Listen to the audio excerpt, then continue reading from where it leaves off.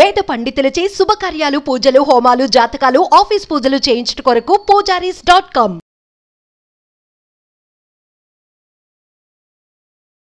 నమస్తే, welcome to Suman TV. నేను మీ యామ్ని. మనకి ఆగస్టు 16 నుంచి 31 వరకు అసలు 12 రాశుల వారికి మంచి చెడు ఏ విధంగా ఉంటుంది, ఎలాంటి పరిహారాలు చేసుకోవాలి, ఈ విషయాలు మనకి తెలియచేయడానికి ప్రస్తుతం మనతో ఉన్నారు ప్రముఖ జ్యోతిష పండితులు బ్రహ్మశ్రీ నందిబట్ల శ్రీహరి శర్మ గారు ఉన్నారు.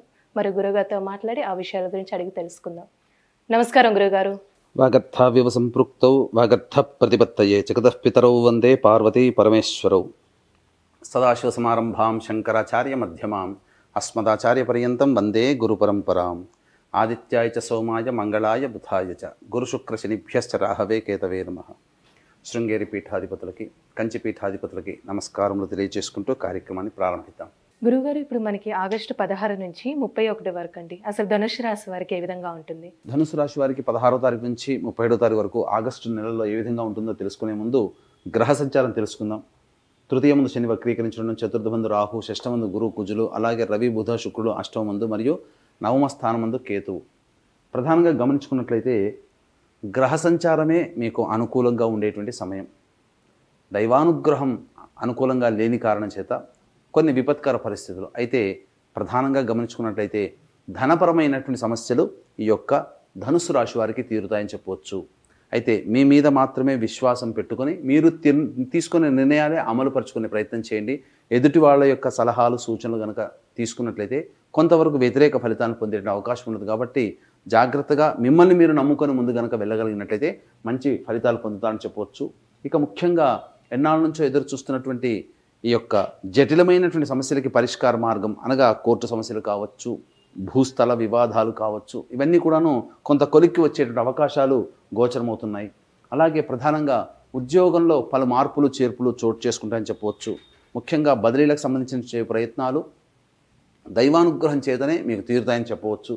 అయితే ప్రధానంగా గమనించుకున్నట్లయితే 26వ తారీఖు నుంచి సప్తమ కుజ సంచార ప్రభావం ఈ కారణం చేత మీలో అతి ఆత్మవిశ్వాసం అధికంగా ఉండడము, అలాగే పోరాటాలకి అనగా కయ్యానికి కాలు దువ్వేటువంటి పరిస్థితుల్లో మీకు రావడం, తద్వారా ఇబ్బందికర పరిస్థితులన్నింటినీ కొని తెచ్చుకుంటారు. కాబట్టి జాగ్రత్తలు పాటించండి, సంయమనం పాటించండి. మీ కుటుంబ సభ్యులతో మాట్లాడేటప్పుడు మీ యొక్క వాక్కుని అదుపులో ఉంచుకున్నట్లయితే చాలా మటుకు సమస్యల నుంచి మీరు బయటపడతారని చెప్పవచ్చు.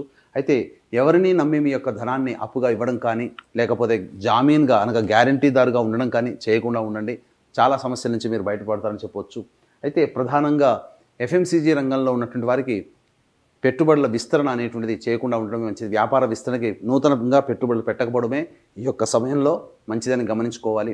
రియల్ ఎస్టేట్ రంగంలో ఉన్నటువంటి వారికి అనుకున్నటువంటి విధంగా ప్రాజెక్టులన్నీ కూడా కంప్లీట్ అవుతాయి. అలాగే నూతన ప్రాజెక్టులు చేపట్టే అవకాశాలకు సంబంధించినటువంటి చర్చలు సఫలీకృతం అవుతాయని చెప్పవచ్చు. ఏది ఏమైనప్పటికీ కూడా ఏతావాత గ్రహ సంచారం బాగున్నా దైవానుగ్రహం లేని కారణం చేత కొన్ని సమస్యలు ఎదుర్కొన్నప్పటికీ స్వయం కృషితో ఆ సమస్యల్ని మీరు అధిగమిస్తారని చెప్పవచ్చు. అయితే ఏ వ్యక్తికైనప్పటికీ కూడా సమస్యలు అనేటువంటివి ప్రధానంగా 75% సమస్యలు ధనముతోనే వస్తాయి. ఆ 75% సమస్యలు ధనముతోనే తీరుతాయి.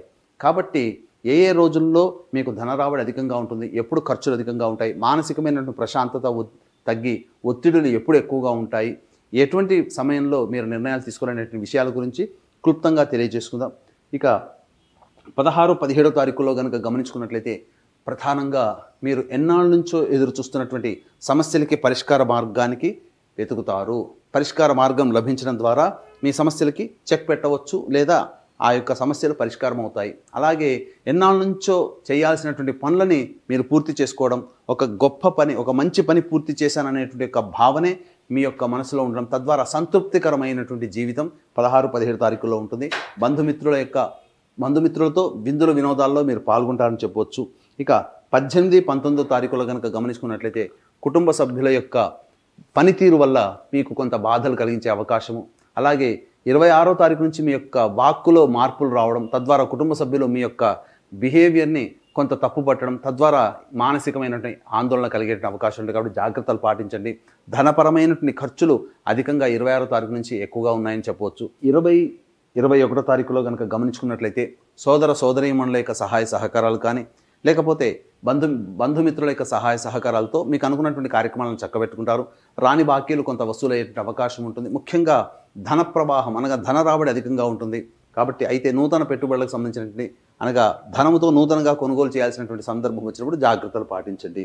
ఇక 22, 23, 24, 25 ఈ తారీఖులో కనుక గమనించుకున్నట్లయితే ఖర్చులు అధికంగా ఉంటాయి. గృహపరంగా ఖర్చులు, అలాగే వాహనపరంగా ఖర్చులు కానీ, అలాగే సంబంధించినటువంటి తల్లిగారి ఆరోగ్యం పట్ల జాగ్రత్తలు పాటించాలి. మీ ఆరోగ్యం పట్ల కూడాను ఈ 24, 25 తారీఖులో కనుక జాగ్రత్తలు పాటించినట్లయితే చిన్నపాటి అనారోగ్యం నుంచి బయటపడవచ్చు అని చెప్పవచ్చు. ముఖ్యంగా మనస్సు వృధా కాలయాపన అనగా మనస్సు ఆందోళనగా ఉండడం, ఏ పని కూడాను నిర్ణయం తీసుకోలేకపోవడము, అలాగే వృధా కాలయాపన జరిగే అవకాశం ఉంటుంది. కాబట్టి జాగ్రత్తలు పాటించండి. ఇక 26, 27, 28, 29, 30 విశేషించి శోభాయమానంగా మీకు ఉండేటువంటి పరిస్థితులు అనగా 26వ తారీఖు నుంచి కుజుడు సప్తమ రాశి ప్రభావం సంచారం కారణం చేత మీ యొక్క ఆత్మవిశ్వాసం, దీనికి ఆత్మవిశ్వాసం గల కారణం ఏంటంటే మనం అందుకునే విజయాలే.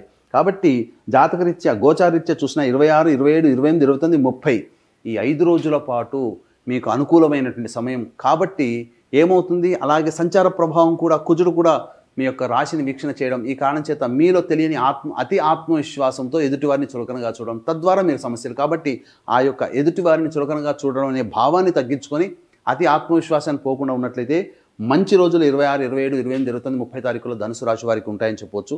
అలాగే 31వ తారీఖు రోజున అధికంగా ఖర్చులు ఉంటాయని చెప్పవచ్చు. కాబట్టి జాగ్రత్తలు పాటించండి. 26, 27, 28, 29, 30 ఈ తారీఖుల్లో రాని బాకీలు వసూలు అవుతాయి. మీరు ఎవరితో కలిసి పనిచేస్తారో వారి వల్ల మీకు మంచి జరుగుతుంది. మీ జీవిత భాగస్వామి తీసుకున్న నిర్ణయాల వల్ల మీకు మంచి జరుగుతుంది. అలాగే ధన రాబడి కూడా అధికంగా ఉంటుందని చెప్పవచ్చు. 31వ తారీఖు రోజున మాత్రం ఖర్చులు అధికంగా ఉంటాయి. కాబట్టి క్లుప్తంగా ధనుసు రాశి వారికి ఈ విధంగా ఉంటుందని చెప్పవచ్చు. అయితే ఎంతటి వ్యక్తికైనప్పటికీ కూడాను దైవానుగ్రహం ఉంటేనే అన్ని రకాల పనులలో విజయాన్ని పొందుతాడు. కాబట్టి దీన్ని దృష్టిలో పెట్టుకుని 31వ తారీఖు రోజున శని త్రయోదశి, పుష్యమి నక్షత్రంతో కూడుకున్నటువంటి శని త్రయోదశి. కాబట్టి అద్భుతమైనటువంటిది. ఈ శని త్రయోదశి రోజున వృషభ, మిథున, కర్కాటక, సింహతుల, వృశ్చిక, మకర, కుంభమీన రాశిలో జన్మించిన వారికి శనిదోష పరిహారార్థమే శనీశ్వర హోమం, అఘోర పాశుపత మంత్ర హోమంతో పాటు విద్య, వివాహ, ఉద్యోగ, దాంపత్య, అనారోగ్య సమస్యల నివారణకి 18 రకాల హోమాదులు. అలాగే మనం సమస్యలు ఎదుర్కొంటున్నాము అనంటే, ఏ రాశి వారైనా సమస్యలు ఎదుర్కొంటున్నామంటే అవి గత జన్మ కర్మదోష ప్రభావాలు. కాబట్టి గత జన్మ కర్మదోష నివారణ హోమాలు కేవలం 1500 రూపాయలకి పర్ హెడ్కి చేయించడం జరుగుతుంది. అలాగే సంవత్సరం పొడుగుతా మా ఆధ్వర్యంలో ప్రతి నెల ఒక్కొక్క క్షేత్రంలో మీ కుటుంబ సభ్యుల గోత్రనామాదులు కూడా నమోదు చేసుకోవచ్చు. అవకాశం ఉన్న వాళ్ళు కార్యక్రమ తదనంతరం కాంటాక్ట్ చేసి పూర్తి వివరాలు తెలుసుకోండి. గురువుగారు, ఇప్పుడు ధనుస్సు రాశి వారికి అంటే ఎలాంటి పరిహారం చేస్తే మంచిది? ధనుస్సు రాశి వారికి గమనించుకున్నట్లయితే ప్రతిరోజు దత్తస్తవము, అలాగే సూర్యుడికి నమస్కారము, సూర్యాష్టకం 6 సార్లు పారాయణం చేయడం, ఇవి కనుక ప్రతిరోజు కనుక అలవాటు చేసుకున్నట్లయితే తప్పకుండా ఈ యొక్క ధనుసు రాశి వారికి వచ్చేటువంటి సమస్యలను కూడా పరిష్కరించుకోవచ్చు. అలాగే ఇప్పుడు చెప్పినటువంటి పరిహారాలు కానీ అవి చేసుకున్నందువల్ల మీ సమస్యలు తీరకపోతే అది మీ యొక్క జాతక చక్రంలో ఉన్నటువంటి గ్రహ దశాంతర దశల యొక్క ప్రభావం. కాబట్టి దగ్గరలోని మంచి ఉపాసనా పనులైనటువంటి జ్యోతిష పండితులను సంప్రదించినట్లయితే వారు సూచించేటువంటి సలహాలు, సూచనలు పాటించి ఇంకా మెరుగైన జీవితాన్ని పొందవచ్చని చెప్పవచ్చు. గురుగారు, ఆగస్టు 16 నుంచి 31 వరకు అండి అసలు ధనుస్సు రాశి వారికి ఏ విధంగా ఉంటుంది, ఎలాంటి పరిహారం చేసుకోవాలి, ఈ విషయాలు మాకు తెలియజేసినందుకు ధన్యవాదాలండి. సర్వం శ్రీ ఉమామహేశ్వర పరబ్రహ్మార్పణమస్తు.